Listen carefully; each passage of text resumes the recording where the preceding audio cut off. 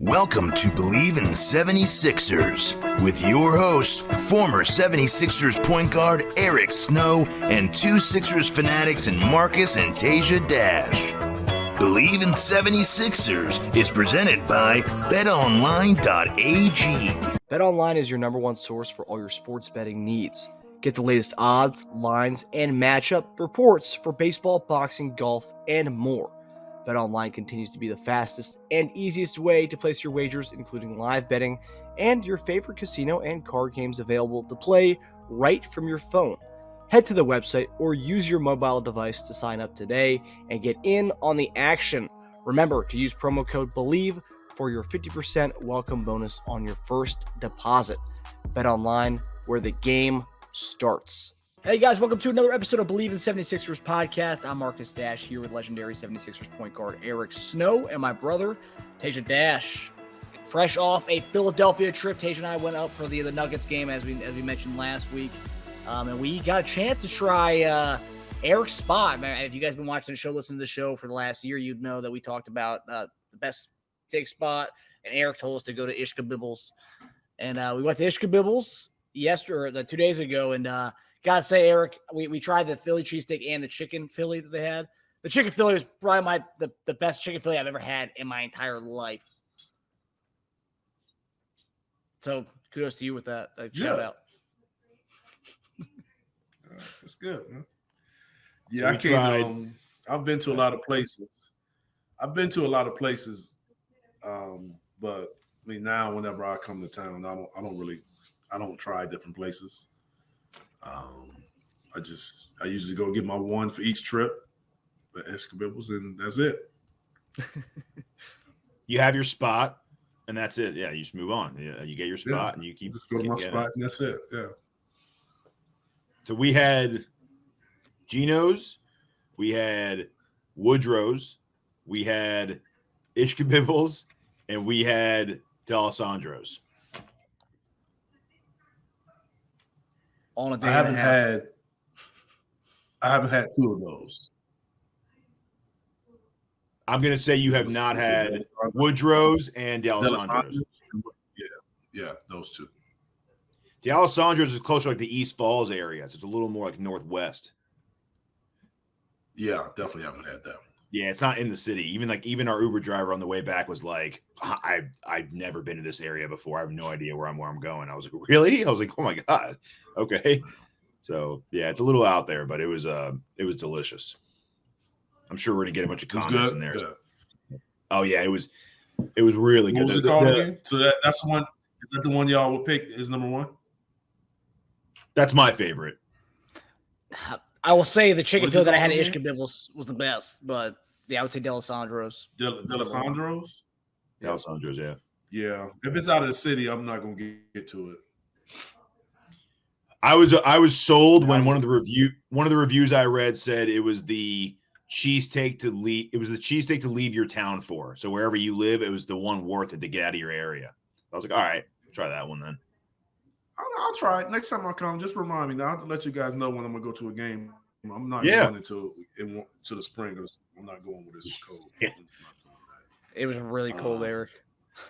It was really cold. Yeah, I'll let you know. I'm not dealing with the snow, even though that's my name. I'm not. I'm good, man. And the sidewalks warm up to go. Sidewalks are completely iced over, so yeah. I'd advise against that. Yeah, we almost broke our necks a few times. But obviously it was a good trip. We went there. Obviously had the Philly cheesesteak, saw the Rocky statue, and then of course what we went there for the main event, Jokic and Embiid, and of course won that one. And we're gonna kind of get right into that with the first topic. Since our last show, we've won 3 straight games, but obviously the most notable one was the game we went to Philly for in Denver against Denver. We had a rough third quarter where Embiid and Maxey were a bit cold, but Tobias Harris, Teja's boy, Tobias Harris, I think he knew Teja was in the building and wanted to prove it to someone to Teja. But Tobias Harris showed up and helped carry the load with 24 points. After the game, Candace Parker said, "We are one piece away."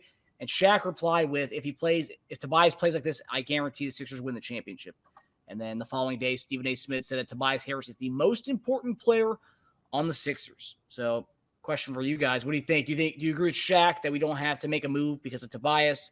And do you think that Tobias Harris is the most important player on the 76ers squad? I mean, the most important player? No, he's not the most important player. I mean, the most important player is Joel. And Maxey would be next, and then Tobias. So if you're saying the most important outside of those two, then yes. That's how I would agree with that. As far as what Candace said, I mean, I love Candace. I mean, but that's a tough thing to say because we had James last year with this group. True. And you know what I'm saying, didn't win. So I don't know if it's necessarily we need another piece as far as we need the pieces that we have to work the right way. Yeah. I guess you can always add more guys, but you're still taking something away if you're going to get that. And what is that dynamic going to look like? So I can say that I'm not disagreeing with what she says as far as you need another piece, but all I'm saying is we did have another piece the previous year, and we had the third best record in the league, and it didn't work out. So it kind of depends, those pieces, the piece that Denver added last year was, probably their fifth option offensively or fourth option was the piece that they offered. They added, but they gave up some guys to get that. You understand what I'm saying? So things have to work his way out. As far as Tobias doing this and Shaq, and they saying, I mean, whoever said or Stephen A said it, if he plays this way. Come on. We've been saying it for years. We know what this is. Like, it's the opportunities. Is he going to consistently get the opportunities? He's shown us this year that he can produce when he consistently gets the shot attempts. Yeah. Or so before that, I believe he had 10 shots or 7 shots or whatever it is. So I just don't know. I just think more with Tobias, more so than him being able to get the volume. I think it has to be the timely buckets. I know I spoke about that with James in the past, where I think now is Tobias, the timely buckets, the timely, okay, now take over, the timely, we need you to get on the roll, we put the ball in your hands. So it's the timely plays where he may be that roller coaster as far as scoring 20, scoring in teams, but it's when we need it, will he be there? And last few games, he has been.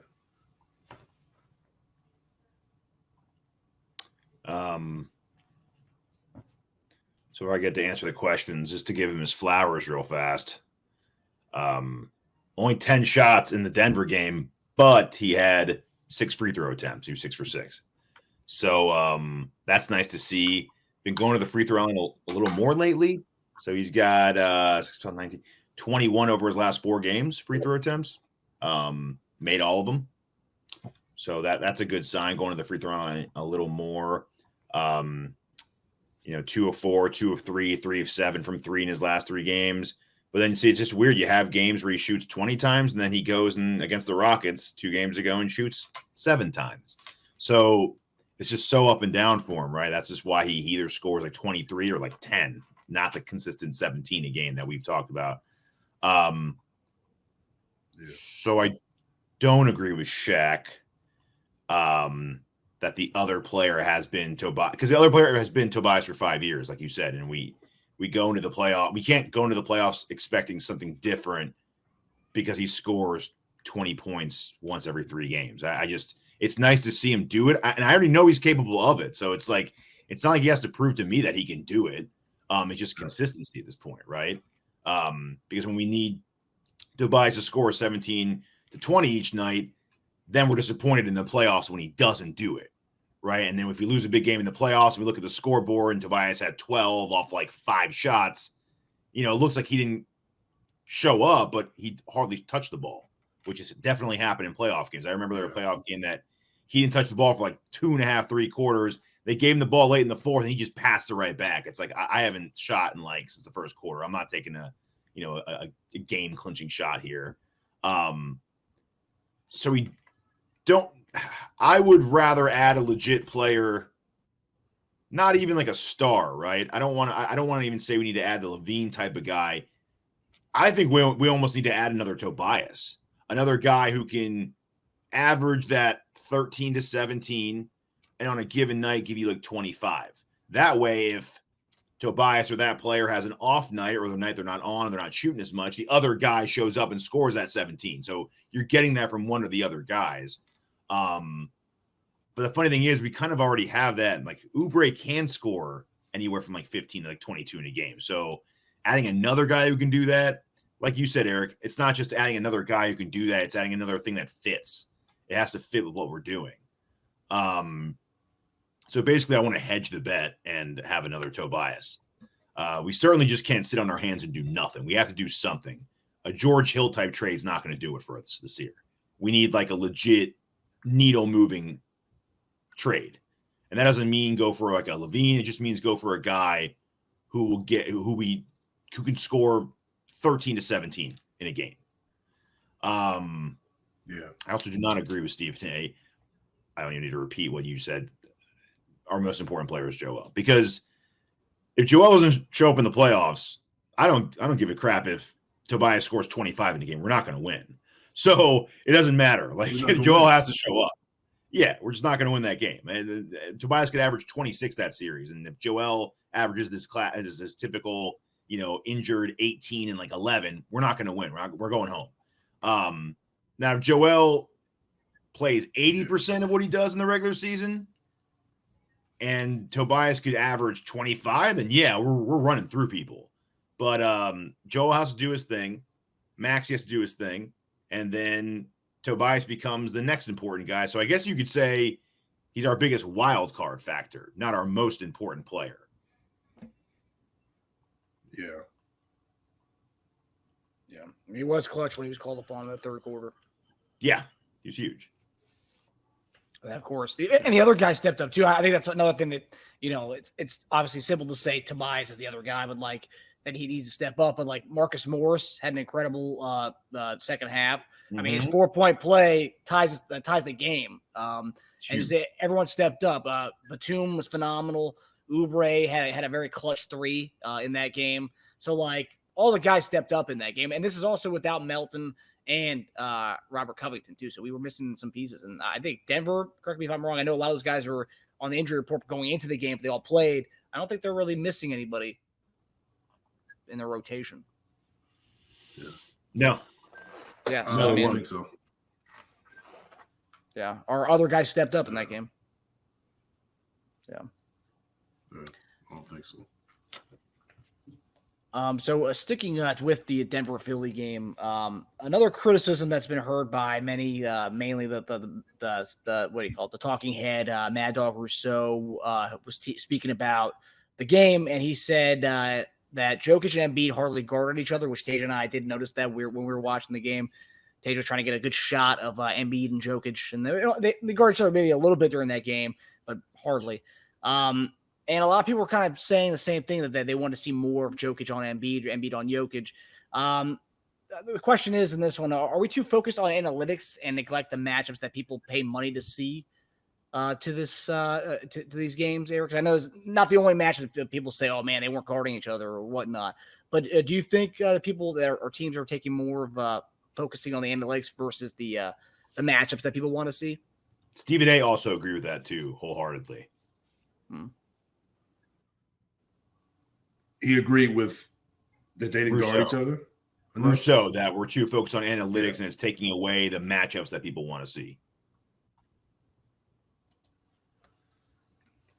Yeah, I know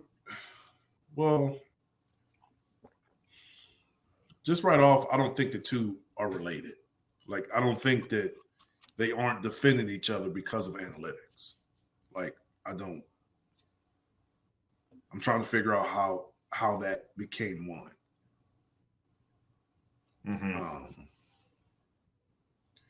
I just think they aren't guarding each other because what one does.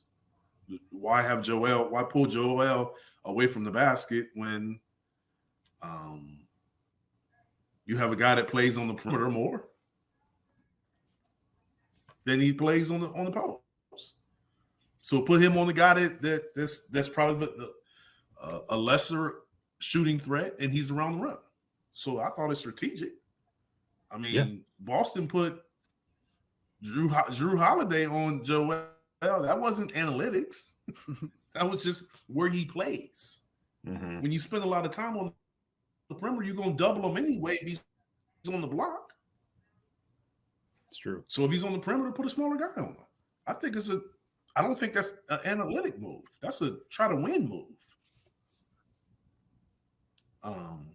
But the difference is, you don't have. You have situations where people play so different offensively, and their priority becomes how do we want to play offensively more than how are we going to defend. The offensive priority is the most important priority. That's why you build your team based on what you want to do offensively. You play guys based on what they want to do offensively. So when it comes to defensively, you try to create something that's going to be better for your team. And I don't think teams has prioritized matchups and defending, and I don't think the players have either. So I don't think it's an analytics thing. Joel is not going into that game saying, man, I'm guarding him. That's who I'm guarding. When they went through the scouting report, if he would have said, I'm guarding him, they would have said, no, Joel, we don't think you can do that. That's I don't think the guys are asking for it either. I don't think guys are coming in, top players saying, I'm guarding Luka this whole game. I don't think they're not doing that anymore. Yeah. So, but I don't think that's an analytic thing. I think that's coaches don't want it, players don't want it.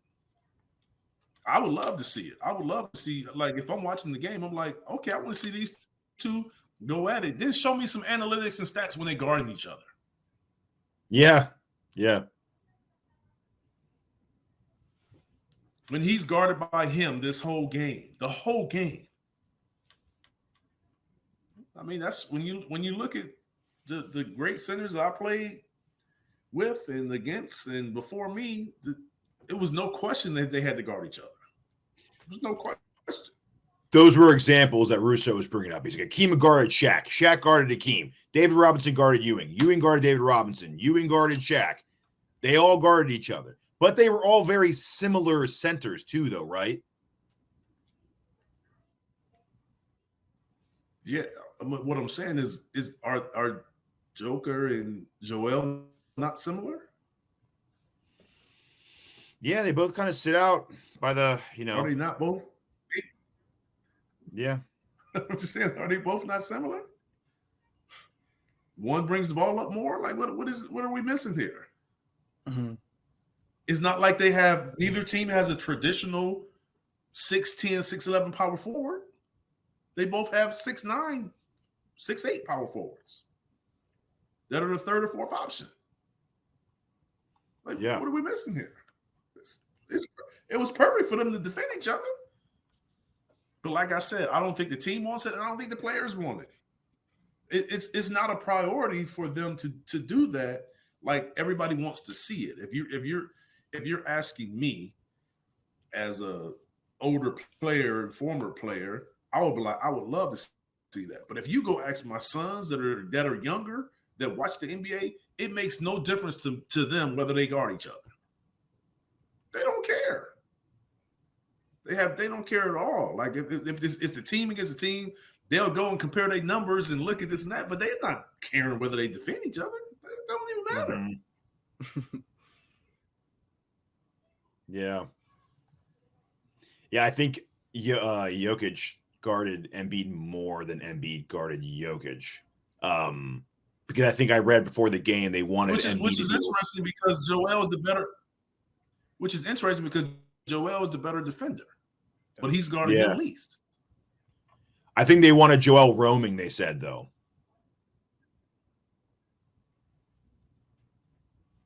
He's probably a better roamer and No. Please, go ahead. I'm listening to you, man. Rome, no, I was going to say. Tell me all about it. No. He's probably a better roamer than Jokic is what I'm saying. That's maybe why they did it that way. Because, I mean, he's a better shot blocker. He's quicker to get to, like, spots than Jokic is. Jokic is more of kind of not a statue, but he's more statuesque than Joel is, right?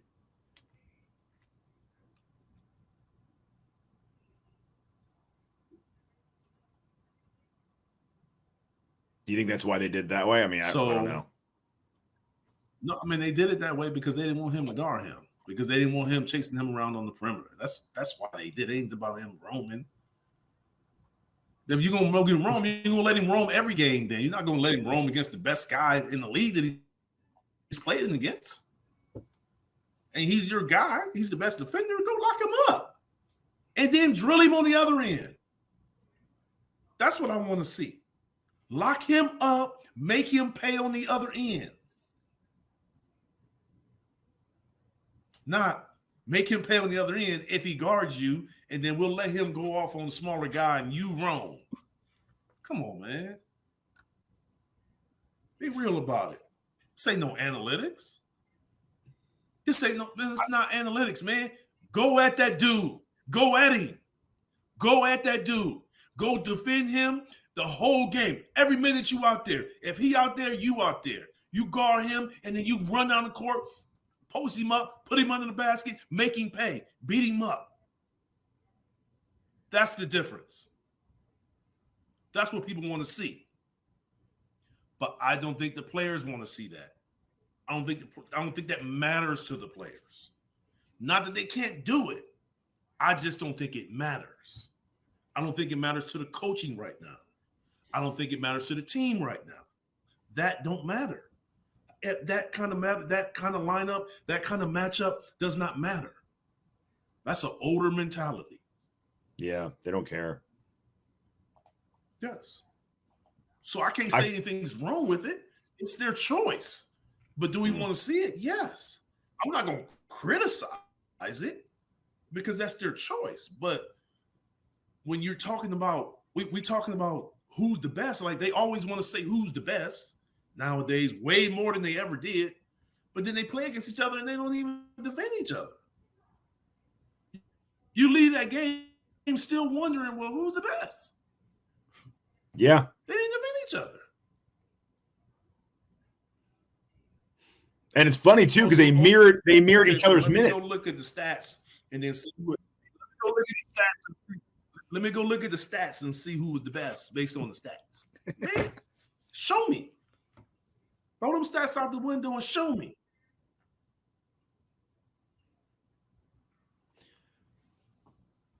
I will say, though, Jokic only had 3 assists. And then we'll go to Denver and do it again. Yeah. And then we'll go to Denver and do it again. Yeah. Jokic only had 3 assists, saying, that's what you do. Then go to Denver and do it again. Mm-hmm. Something kind of worked there. I mean, part of their offense runs through Jokic creating plays for other people, and he only had 3 assists. So they're definitely not going to go away from it in Denver. He also had like 40 rebounds, too, in that game. Yes, he did. That's because he had Patrick Beverly guarding him sometimes. No, he rebounded when Joel was on him, too. Yeah, no, he did. He did. It didn't matter. Yeah. Yeah, Jokic literally took away that streak of his. I mean, because if he would have grabbed 3 of those rebounds, what did he end up with, 8 or 7? 7, I believe. He could have got 3 of those rebounds. And some of those, man, Joel was in position. Jokic just went over the top of him and just tipped that shit in many times. He was right there for them. Like he had 2 or 3 tip-ins when contesting a rebound with Joel. Yeah. I mean, they killed us on the boards. What was, let me find out. I remember at one point it was like a 17 difference, 16 or 17 difference. It ended up with 14, 46 to 32. No, 46 to 32. Man. I mean, that's massive, man. Actually, let me see. Well, Embiid was roaming, so that's why he wasn't getting those defensive boards. Yeah. Jokic had more rebounds than Embiid, Harris, and Batum combined. It's crazy. So, but Embiid did have more assists than Jokic. So, yeah, playmaker. Yep. What do you attribute that to, Eric? The discrepancy in rebounds. The rebounds. Mm-hmm. I don't know, man. It could be other things. I mean, what was the difference in offensive rebounds? For total or just he those two two guys? More offensive rebounds than Joel had rebounds. Yeah. Yeah, he might just, have. Just those. Yeah. Oh, Jokic had 11 offensive rebounds. That's the difference right there. That is huge. He probably felt he wasn't getting the rhythm or getting enough touches, so the offensive rebounds that's the difference. He had more offensive rebounds than Joel had total rebounds. So a lot of his playmaking could have come from rebounds could have come where plays. A lot of times your assist isn't necessarily your lack of assists can come from sometimes not making shots, but it can also come from more of the hockey assists where you initiated the play, but you didn't get the actual assist. Maybe it was the guy that you passed it to that got the assist. So, or maybe the guy took the next dribble and you just didn't get it, but you still created the play. So I didn't watch that game and thinking like, oh, we're stopping him from making plays. Like I didn't really view it like that. Mm-hmm. Even though his assist numbers were low. I just felt we played better. But every time we kind of got a lead, they came back and took it into the end.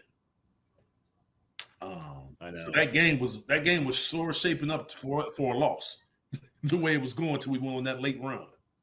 Yeah. Yeah, it was complete.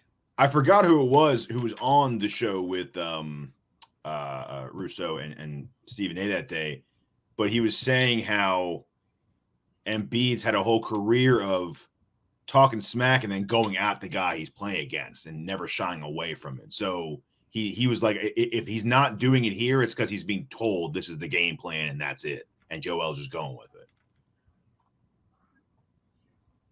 Yeah, that's what I said. I said this is what they said, but he didn't fight it. Yeah. Yeah, I think it was Windhorst that was on that segment with him. Yeah, I think it was. And I think it started last year when we had that win in Philly against Denver when Jokic had like 7 or 8 assists in the first half and they were cooking us. And then we put PJ Tucker on him rest of the game and it actually worked out better for the rest of the game. Yeah. So you mean Doc made an adjustment? Ooh. Is that what you said? Well, I heard he called Nurse and he was like, yo, man. So are you saying that Doc did something that maybe could have been positive? Is that possible? Yeah. How about that? Wow. I know. Put his big boy boots on. Put his coaching boots on. Nurse and Doc collabing for this Nuggets matchup. Yeah. A medical meeting. All right. Well, hopefully we maybe see more of this Jokic Embiid one-on-one ball when they play each other. Maybe they guard each other next matchup. Maybe they hear the criticism from. They don't care about criticism. They care about the win. They got it. They meet in the finals. You will see it more, but they're not going to see it in the regular season game. That's also what I think Windhorst said too. He said if you saw them in a series against each other, I think you'd see it a lot more.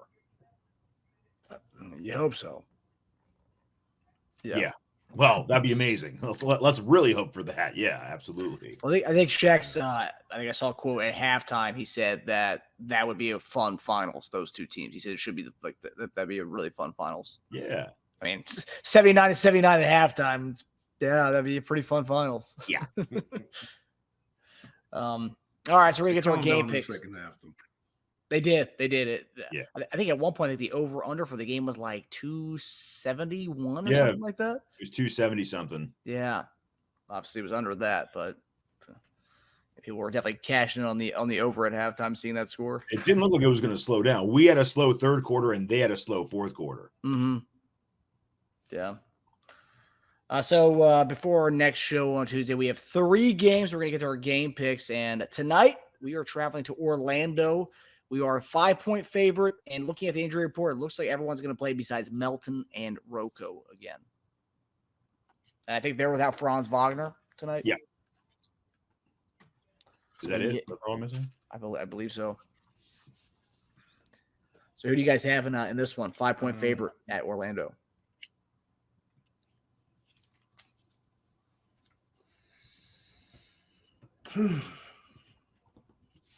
We've had success in Orlando. And Joel's playing? Yep. Let's say we win it. We cover 5? Keep the streak going. Yes, late. Yeah, we cover. Yeah. Last time we played them was in December. Joel did not play that game. We won by 20 and 112-92. Damn. Yeah, that's what I'm saying. We've had some success. I just think that with that team, with Joel, even without, if we kind of, there's something about the way we're playing against them that kind of give them trouble. Just like Orlando gives Boston trouble. Yep. We kind of give them some issues. Would you rather take us winning or – no, I guess you kind of already answered. I was going to say or Magic +9, but I think you already kind of said that. You're taking us -5. So I have us covering, winning. I agree with you. I think it's some late free throws that put us above the 5. Expecting a good 30+ from Joel. Expect a good game out of Tobias. He's averaging just over 20 points a game in his last 5 games against the Magic. And he hasn't had under 5 rebounds in those 5 games. So keep that in mind when you're making your prop parlays. I will say, though, Orlando is number 6 in points allowed. They're number 5 in rebounds allowed and first overall in assists allowed. So they're playing good defense this year. I still think Joel gets a double-double and Harris gets over 5 rebounds, though. I mean, just the fact that we scored 112 without Embiid last time we played them is pretty. I mean, the guy who averages 30-something points a game, and we scored 112 without him. Yeah, it's true. So then Saturday, I guess we have a little mini road trip here. So the Saturday we travel to Charlotte, from Orlando to Charlotte. The spread is not out for that game. And based on this, it seems like we'll be without Covington and Melton again tomorrow night. I think the report was Melton was at least going to miss at least a week. So, and then Hornets, I believe they're without no players in their injury report. So there you go. Yeah, you're right. Clean. What's the spread again for that one? No spread out for that one. Yeah, that's tomorrow night. I bet you don't be double digits though. It'll be probably around 10.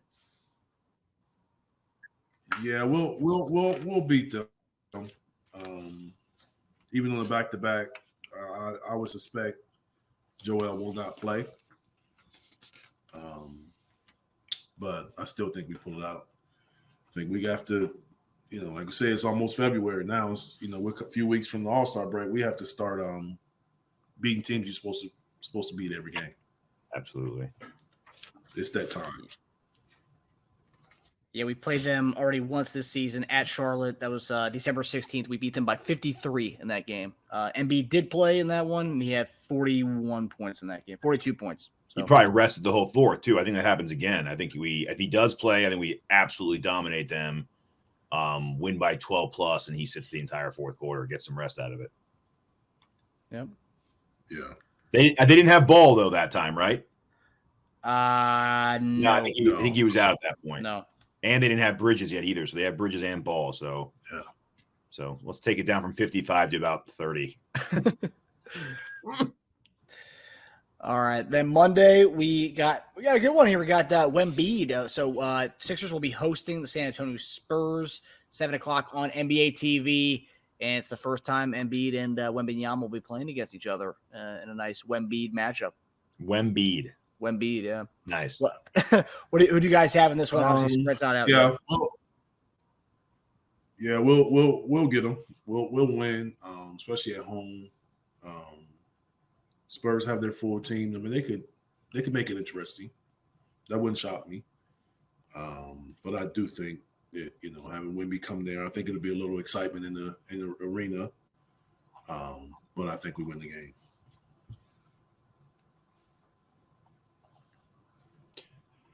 I think we win. Probably a game they're playing us pretty well, but we pull away in the fourth and win by double digits. Do you think Wemby gets a block on Embiid?